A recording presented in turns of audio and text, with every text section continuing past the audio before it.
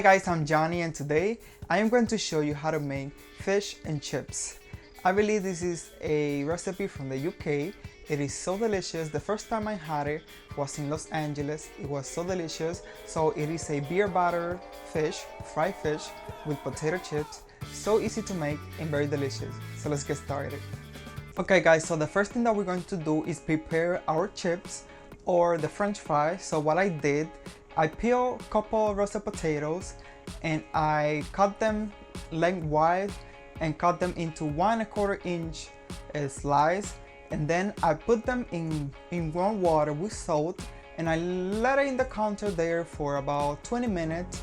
What that does is release some of the starch from the potato, and that later on will make the potato nice and crispy. So after that, I drain the water and I put it on a baking sheet and I dried it up with a paper towel. You can use a clean kitchen towel. So after that they're nice and dry, we're going to fry them. So I have a pan here with oil. I'm using a flavorless oil. I'm using corn oil and the temperature is about 320 degrees Fahrenheit.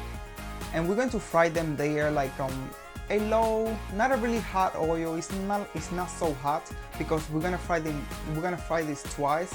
And the first time the oil doesn't have to be so hot. So we're gonna fry them there like for about 2 to 3 minutes until the potatoes get soft. After that, we're going to drain them. We're gonna remove them from the oil, put it on a baking sheet lined with a cooling rack, or you can place them on a plate with a paper towel so it could drain all the excess fat, and you're going to allow them to cool completely. Once they cool completely, you want to fry them in the really hot oil. The oil, it is 375 degrees Fahrenheit. The second fry will allow the potato to get nice and crispy. So I'm just going to add them into the oil and I'm going to fry them there for about 3 minutes or until they're nice and crispy. And after that, you're gonna place them on a baking sheet line with a cooling rack or paper towel so they could drain all the excess fat, and sprinkle right away with salt so that the salt sticks to the oil. And then I'm just gonna pop them into the oven to keep them nice and warm while I prepare my fish. So now let's make the batter for our fish. So in this bowl I have my all-purpose flour and my baking powder, cornstarch and salt. My secret to this recipe, it is baking powder and cornstarch. The cornstarch will add crispiness to our fried fish and the baking powder will provide like a fluffiness, and that's my secret for it. Maybe not a secret, I did not create that, but it works for me. So I'm just going to mix everything together, and after that we're going to go ahead and add our beer. You can use whatever beer that you have in the house. Mix everything together until it forms a batter. So here I have my fish. You want to use a nice white fish that is nice and flaky, such as cod. I love cod, but if you cannot find cod, you can use tilapia or haddock. I don't know the name. I'll leave it in the description box, but cod is the best one.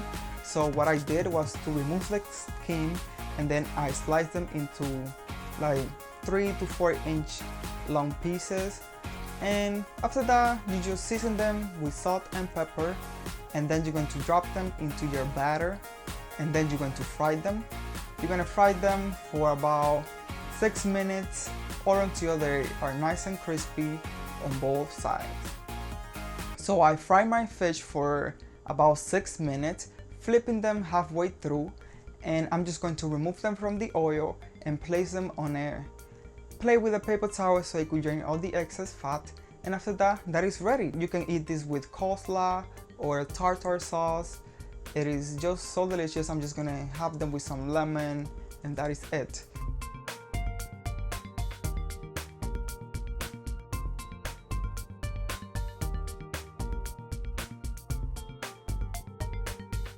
Alright guys, I really hope that you enjoyed my recipe for fish and chips.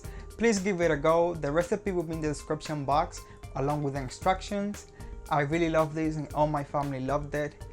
Don't forget to subscribe to my channel if you haven't already. Give me a thumbs up because it really makes me happy, because it means that you like the recipe or that you support me, you know what I mean? So I'll see you in my next upload. Bye.